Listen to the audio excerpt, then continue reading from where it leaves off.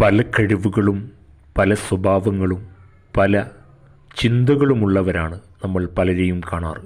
എന്നാൽ നമ്മൾ അവരെ ചേർത്ത് നിർത്തുന്നത് പണത്തിൻ്റെ പേരിലോ ഭംഗിയുടെ പേരിലോ മറ്റു കഴിവുകളുടെ പേരിലോ ആവരുത്. മനുഷ്യത്വം എന്നുള്ള പേരിൽ മാത്രം നമ്മൾ മറ്റുള്ളവരെ സ്നേഹിക്കുകയും അവർക്ക് വേണ്ട പിന്തുണ നൽകുകയും ചെയ്യുക. കാരണം അത്രമേൽ ആയുസ്സില്ലാത്ത ലോകത്താണ് നമ്മൾ ഓരോരുത്തരും ജീവിച്ചു പോകുന്നു എന്നുള്ളത് നമ്മൾ ചിന്തിക്കുന്നത് നല്ലതാണ്. കാരണം ഇന്ന് പണവും സ്വാധീനവുമെല്ലാം ഉള്ളവർ സ്നേഹിച്ചുകൊണ്ട് കപട സ്നേഹവുമായി കടന്നു പോകുന്ന ഒരു ജനവിഭാഗമുണ്ട്. കാര്യങ്ങൾക്ക് വേണ്ടി മാത്രം വിളിക്കുകയും അത് കഴിഞ്ഞാൽ അവർ ജീവിച്ചിരിപ്പുണ്ടോ എന്ന് പോലും ചിന്തിക്കാനോ അന്വേഷിക്കാനോ കഴിയാത്ത ഒരു കൂട്ടം മനുഷ്യർ. അവരോടാണ് പറയാനുള്ളത്, എല്ലാ പ്രതിസന്ധികളും എല്ലാവരെയും തേടിയെത്തും. അത് ഒരുപക്ഷെ പല രൂപത്തിലായിരിക്കാം.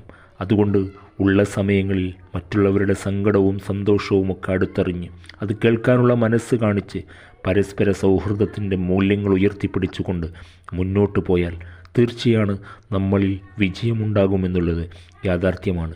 മനുഷ്യനെ ഈ സമൂഹത്തിലേക്ക് മനുഷ്യനായി ഒരു കൂട്ടം മനുഷ്യന്മാരെ സൃഷ്ടിച്ചെടുത്തത് റബ്ബ്.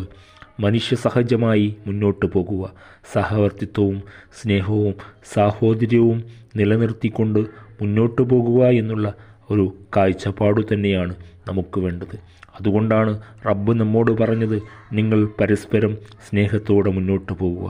തൻ്റെ അയൽപക്കക്കാരൻ പട്ടിണി കിടക്കുമ്പോൾ വയറു നിറക്കുന്നവൻ എന്നിൽ പെട്ടവനല്ല എന്ന് നമ്മളെ പഠിപ്പിക്കാനും കാരണം അതുതന്നെയാണ്. അതുകൊണ്ട് ഉള്ള കാലത്ത് നമ്മൾ നന്മയിലേക്ക് മാത്രം മുന്നോട്ട് നീങ്ങുക, പരസ്പര സൗഹൃദത്തിൻ്റെ മൂല്യങ്ങൾ ഉയർത്തിപ്പിടിച്ച് വിശ്വാസത്തോടുകൂടി മുന്നോട്ട് പോകുക. റബ്ബിൻ്റെ കരുണയും കാരുണ്യവും നമ്മളിൽ ഉടലെടുക്കുമ്പോഴാണ് നമ്മൾ മനസ്സിലാക്കുക അള്ളാഹു നൽകിയ അനുഗ്രഹങ്ങൾ. ആ അനുഗ്രഹത്തിന് വേണ്ടി എന്നും അള്ളാഹുവിനോട് ചോദിച്ചുകൊണ്ടേയിരിക്കുക.